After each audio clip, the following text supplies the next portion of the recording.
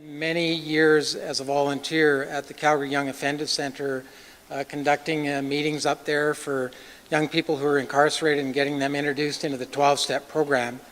And Trent is still actively involved today in the community, and I see lots of people here that have known Trent throughout the years that have come to hear his powerful story of recovery. So without any further ado, please join me in welcoming Trent B to tell the story.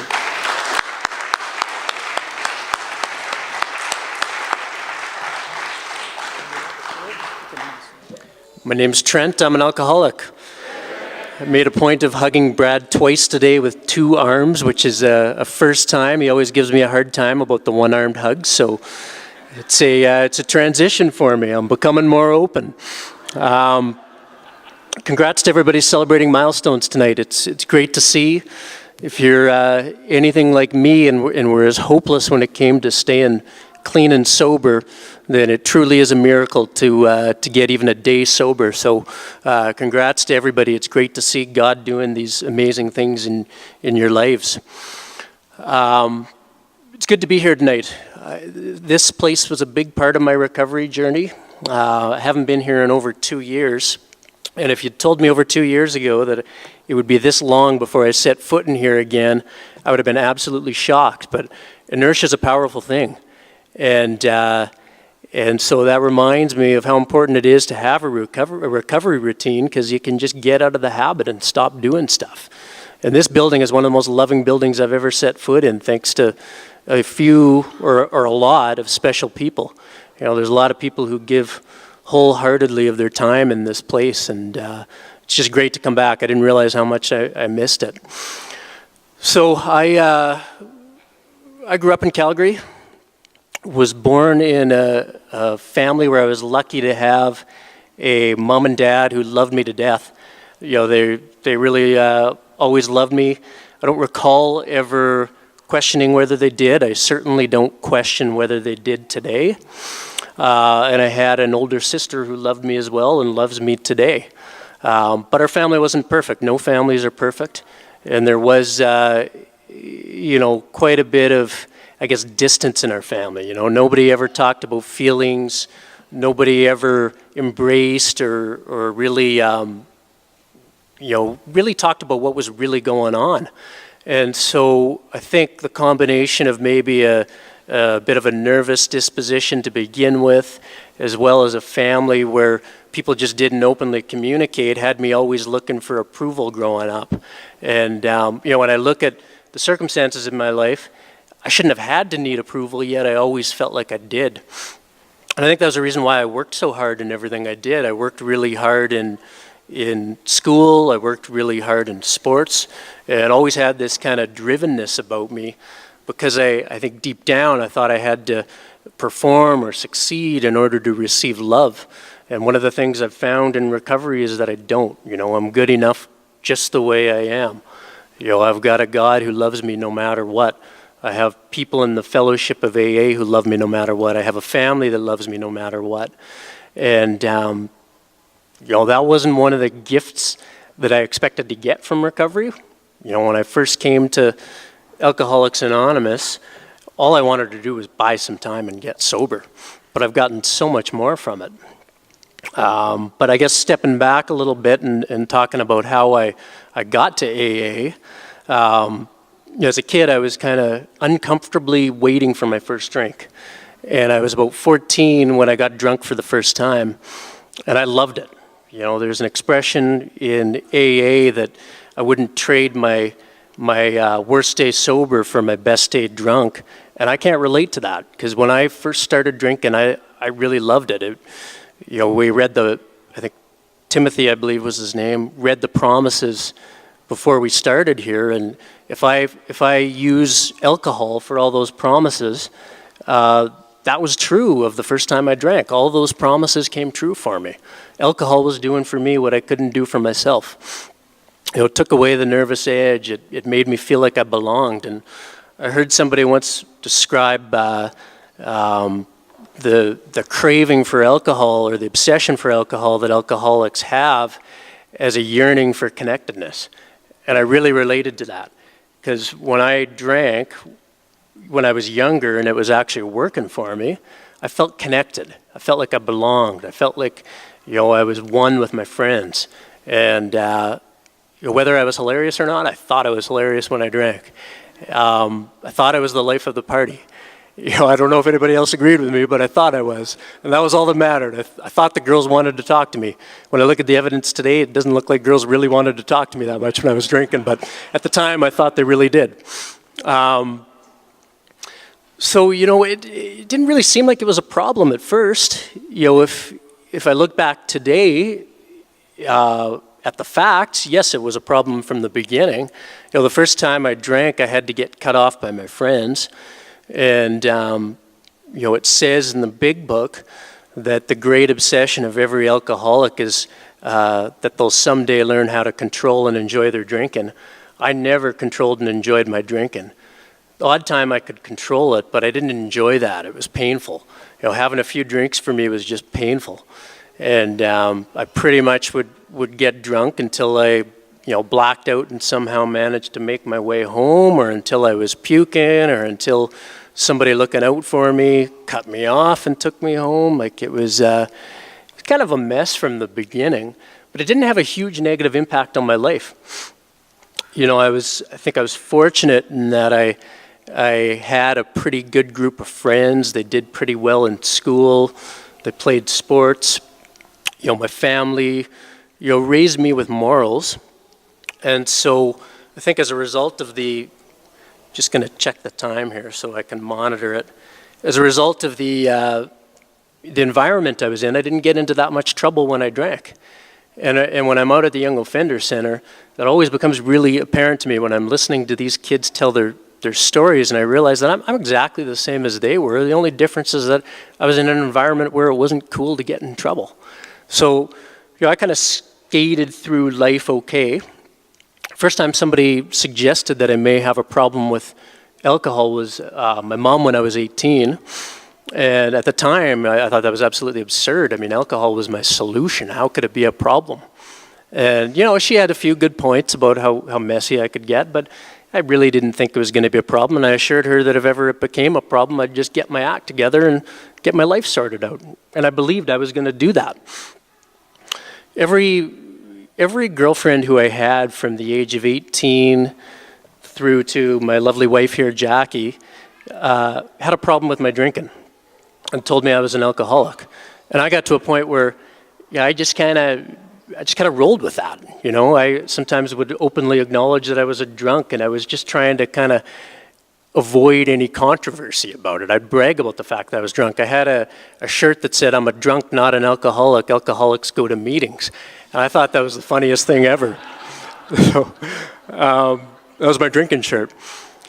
But things started to get worse. Over time, they slowly, consistently got worse.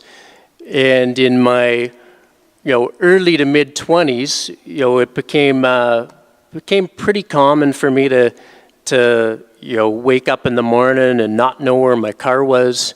And this is from a guy who had been very against drinking and driving when I was younger. I never drank and drove. I gave my friends a really bad time if they drank and drove. The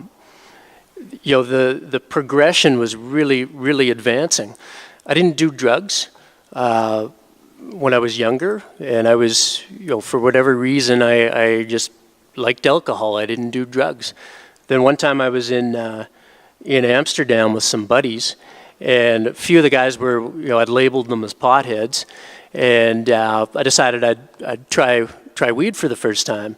And for about 3 days, I smoked about, I don't know how much more weed than the potheads smoked, but a lot more for 3 steady days.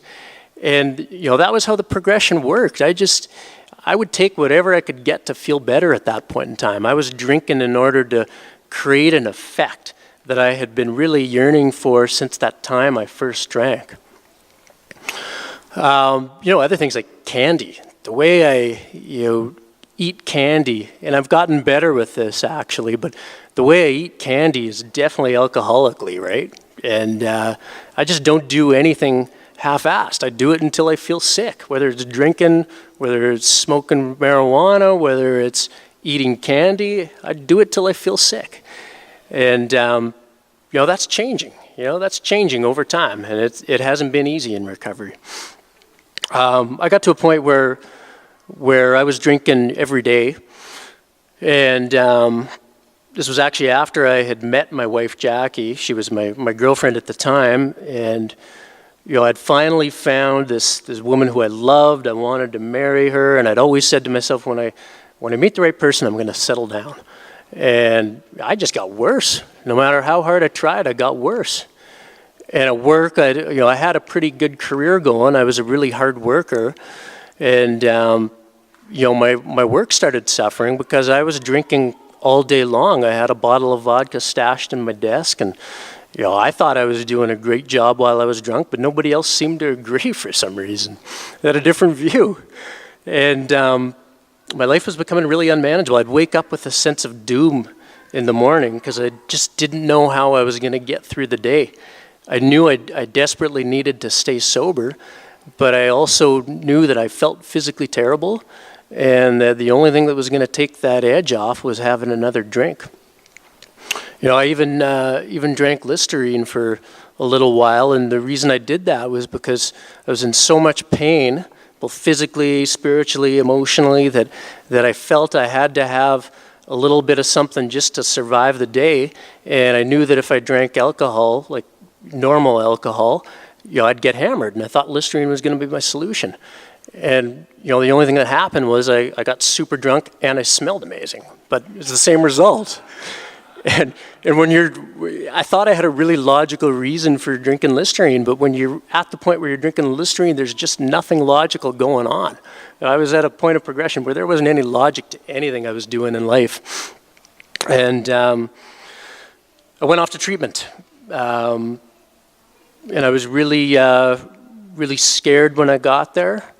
I was acknowledging to my family and to Jackie that I had a problem at that point in time. They'd been pushing me for a while to go to treatment, and one day I just said, "Okay, I'm going." And when I got there, despite how unmanageable my life had been, something happened. I started feeling better. After a few days of physical sobriety, I started feeling better, and then I just wanted to get out of there because I kind of thought I'd learned my lesson. I wanted to get sober, but I didn't know if I really needed these 12 steps. Definitely didn't need the ones that involved God, because I'd never needed to rely on God in my life for anything. Look how great my life was going as I'm sitting there in a treatment center. Of course I don't need help. And I just wanted to get out of there. So I got out of there after about 8 weeks. And started kind of going through the motions of recovery. I'd go to a few meetings a week, but I wasn't really totally embracing it. And I kept relapsing. And my relapses just kept getting worse and worse. I'd get a few weeks sober, or maybe like 5 days sober. It felt like a few weeks sober. And then I'd go out on a bender again. And it was just terrible for Jackie, Here's this amazing, supportive person trying to stick by me. She'd even quit drinking herself. And here I am just hurting her so bad. And I didn't want to hurt anybody. I was hurting my parents. They'd get their hopes up, They'd see me get out of treatment and they'd get their hopes up, and then I'd just send their hopes crashing down. And I didn't want to hurt anybody, right? I just wanted to feel better. And the fact that I didn't want to hurt people just created so much shame. I hated myself. I really despised myself there for a while. And so through my relapses, I went to 3 treatment centers in the span of a little less than a year. And before I went to my 3rd treatment center, I got an impaired charge.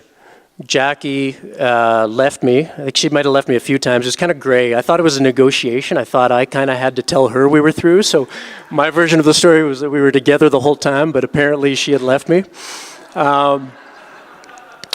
So my life was falling apart. Work, I got fired from my job, which meant the world to me, and that was actually pretty important. For me to hit bottom, I think I needed to get fired from my job. And I went off to treatment, and all of a sudden I was seeing recovery for the first time. I was hearing the 12 steps for the first time. I was enjoying meetings. I loved meetings. And I was the guy who'd hated meetings. I heard people come up with 20 years or say they had 20 years of sobriety. I'd be like, what's wrong with you? Why are you still going to an AA meeting? I don't want what this person has. There must be something wrong with them. And after getting desperate, that totally changed. And I started looking for a relationship with a higher power. And somewhere in there, Central found me. You know, Pete, when I was really suffering, Pete said, "You should come check out Recovery Service." And I was just desperate enough to give that a try. And today, God is a big part of my life. My family goes to church. We went to church this morning. I was grateful for that, just so I could tell everybody I went to church twice in one day. But we talk about God. My oldest daughter, she's 4. She talks about God, and it's pretty cool. This is a family disease. Like, it's so good to have all these kids here in this room tonight. That's really cool to see. And so far, my kids haven't seen me drunk, thanks to recovery, thanks to AA, thanks to God. And so I painfully got to step 1. Then I got to step 2, and I heard some really great things for step 2. One of the things I really liked was that I'd rather go through my whole life thinking that there was a God and getting to the end and finding out there is no God, than going through my whole life believing there's no God and finding out I was right. And logically, that made sense to me. And so stuff like that allowed me to really say, okay, I don't know about this whole God thing, but I'm going to work really hard at it. I'm going to try to develop a relationship with a higher power. And that's what the 12 Steps does for me. It says in the big book, the whole purpose of this big book is to help you find a relationship with God that will solve your problems. Not just problems related to alcohol, but problems related to living. And all my problems are of my own making, so really all my problems are in my head. Even when circumstances aren't going the way I want them to go, it's usually all in my head. And if I get right with God, then everything's okay. And I do that through prayer and meditation. I do it through 12-step work. I do it through just generally working the steps and going to meetings. And I don't do that perfectly. And when I don't do it perfectly, I usually pay the price. And pain's my biggest motivator. So then I learn my lesson and I dig in a little deeper. I'm supposed to be done at 7 here, so I'll try to wrap it up here. One really cool thing that I learned a couple months ago was from my oldest daughter. I learned a lot from my kids, and I was at her soccer game, and this was 4 and under soccer, and she didn't touch the ball the entire game. This was the first game of the year. There were 2 kids who were a lot bigger and twice as big, twice as fast, and she didn't touch the ball. And I'm looking over at her, and she's sitting there, tearing up all alone and sad, and my heart's just breaking, right? I want to go over and trip all the kids on the field and give her the ball and let her kick it into the net, but I don't do that. And after the game, I just tell her that I love her, and she looks at me and she says, "Dad, I can't win. I'm no good at soccer. I don't want to go again." And I convinced her to go the next week. So she goes the next week, and she still doesn't touch the ball, but she finds another girl on the field who holds her hand the whole game, and the 2 just walk around holding hands, and she's the happiest kid ever. And then after the game, she comes up to me and she says, "Dad, I'm so good at soccer." She hadn't touched the ball once, but she was the best soccer player in the world, and that's how recovery is, right? On our own, we're hopeless, and when we're in the fellowship, getting help, it's not hopeless anymore, right? We can do it. So anyways, it's really good to be here, really good to be sober. Thanks for my sobriety.